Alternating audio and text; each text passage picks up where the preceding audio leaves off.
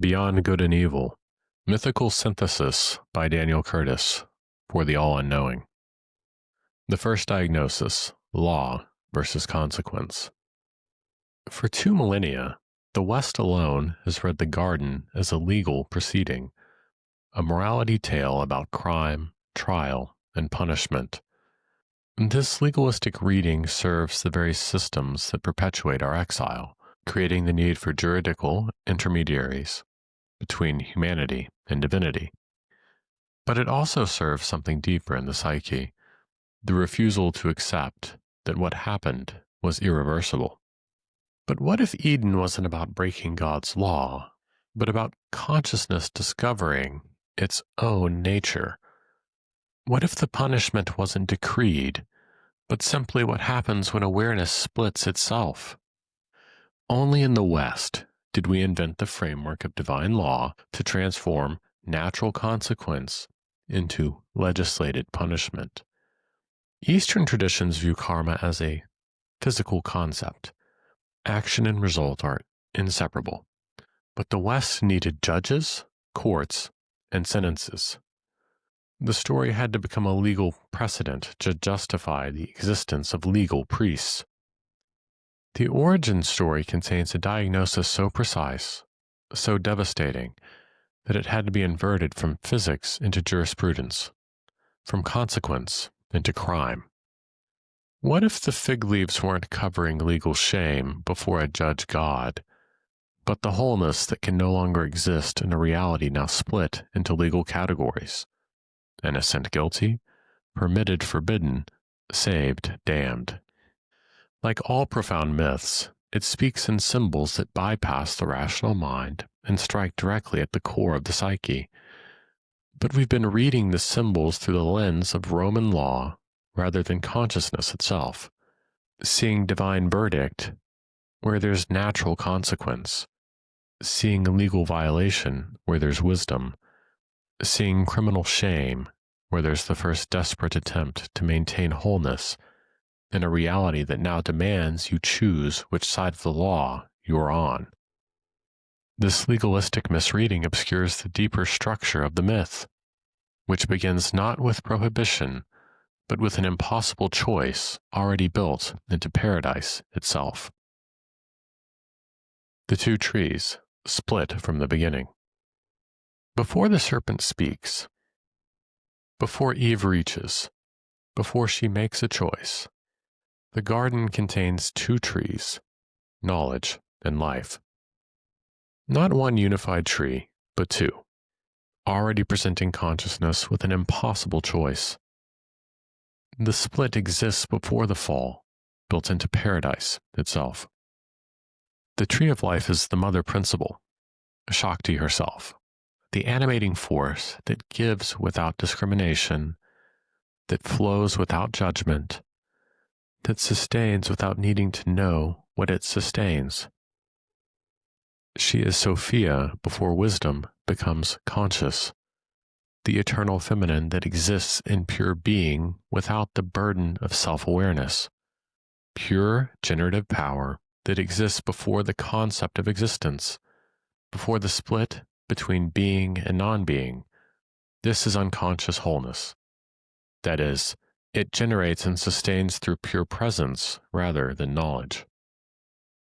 The tree of knowledge is the father principle, Shiva's discriminating consciousness, the awareness that creates through division, that knows through separation, that understands by creating distance between observer and observed. This masculine modality understands through categorization and analysis, the logos that creates order through distinction. Without Shakti, Shiva is Shava, a corpse. Without the tree of life's animating principle, knowledge becomes the deadening categorization that kills what it seeks to understand. The garden's impossibility isn't divine entrapment, but rather consciousness discovering its own fundamental structure. It cannot simultaneously be life, Mother Shakti, and no life, Father Shiva. To know the mother, consciousness must step outside her embrace.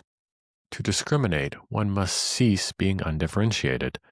The two trees aren't arbitrary choices, but the fundamental modalities of existence itself. The trees cannot both be eaten from. This isn't a divine prohibition, but metaphysical mechanics. To know is to split subject from object, observer from observed, the Father's way of consciousness through separation. To live eternally is to remain in the unified field where no such split exists, the Mother's realm of unconscious unity. This reveals the cancer of integration's primordial nature. It exists not as punishment, but as the inherent structure of manifestation itself. Before any choice, before any reaching, consciousness confronts an impossible binary: eternal life or discriminating knowledge.